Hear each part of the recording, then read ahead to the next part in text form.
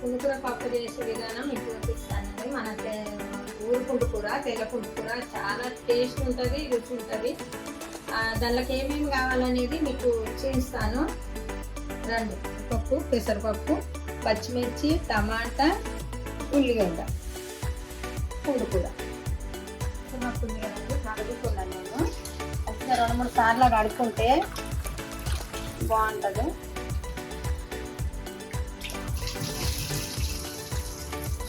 First పప్పు వేసుకున్నాం.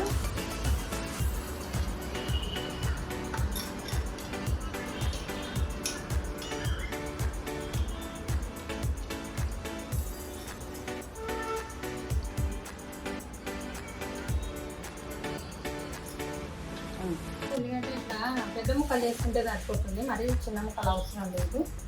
పెద్ద ముక్కలు వేస్తే సరిపోతుంది, అంటే కుక్కర్లో వేస్తాం కదా తొందరగానే ఉడుకుతుంది. ఇంకా ఒక 2 టమాటా. పుండుకూరలా టమాటా ఎందుకు అంటే టమాటా వేస్తే టేస్ట్ బాగుంటుంది. అట్లా ఇంకా పుండుకూర వేసి వండుతారు, కానీ పుండుకూర టమాటా వేస్తే బాగుంటుంది. ఇదిగో టమాటా, ఉల్లిగడ్డ, ఇంకా పచ్చిమిర్చి ముక్కలకి మీరు వేసుకునే బాగుంటుంది.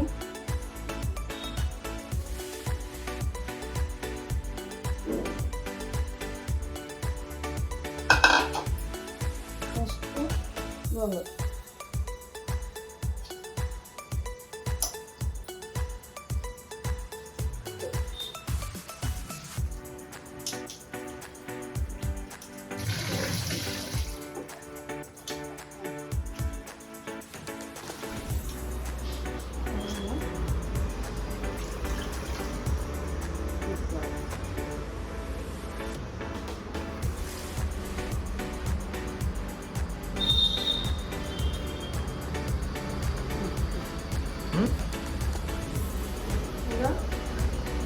సాల్ట్.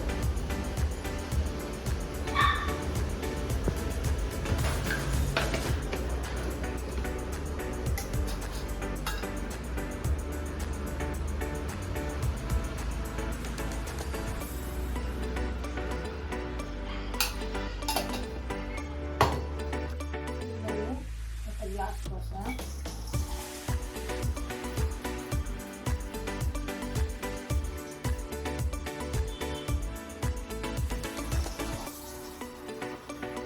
గ్లాసుల సగం వాటర్ పోసా.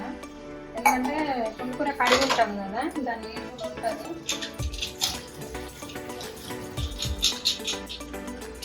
అన్నీ వేసాము కదా, కొంచెం ఒకసారి చీక ఇట్లాంటి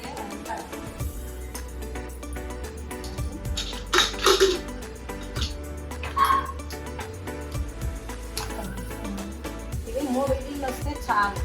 చూసుకోవాలి, లేకుండా మాడిపోతుంది. ధనియాలు, మెంతులు ఎట్లాగా అయితే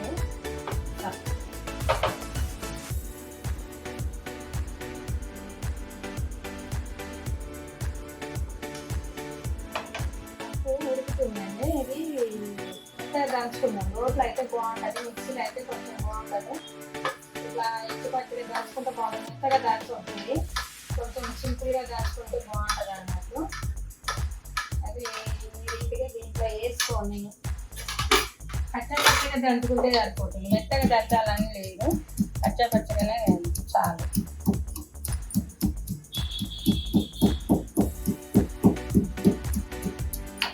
మన తర్వాత ఒక్క ఎల్లిపాయ గడ్డ తీసుకొని కొంచెం పొట్టు తీయకండి, పొట్టు తీయకుండా ఇట్లా అనుకోండి.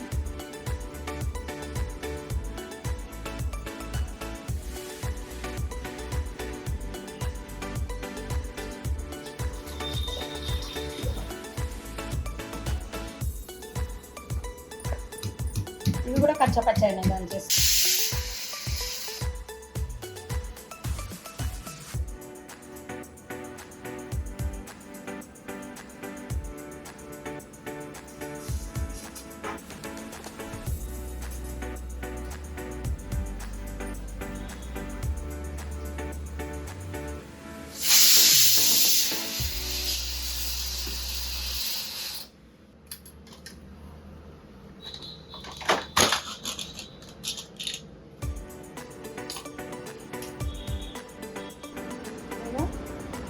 ఇట్లా ఉడికిపోయింది.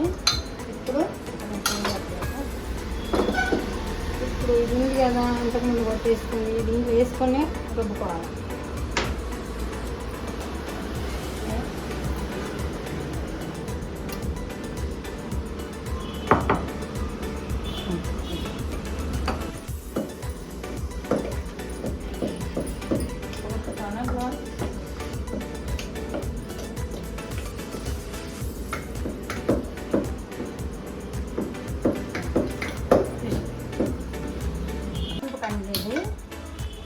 తాలింపుకు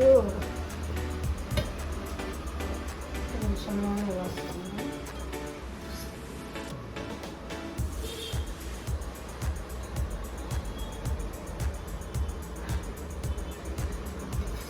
2 పావుల సగం పోసాను నూనె. మీకు నూనె తక్కువ తినే వాళ్ళు తక్కువ పోసుకోండి.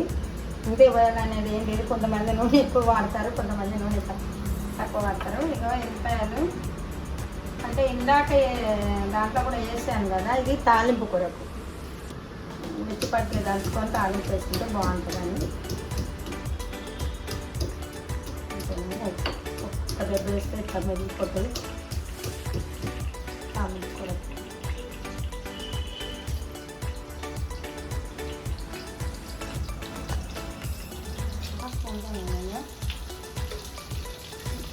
శనగపప్పు, మెంతులు,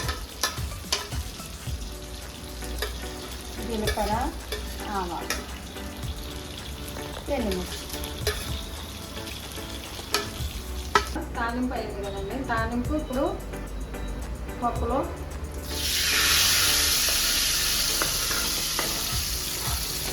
వేసేసుకోండి.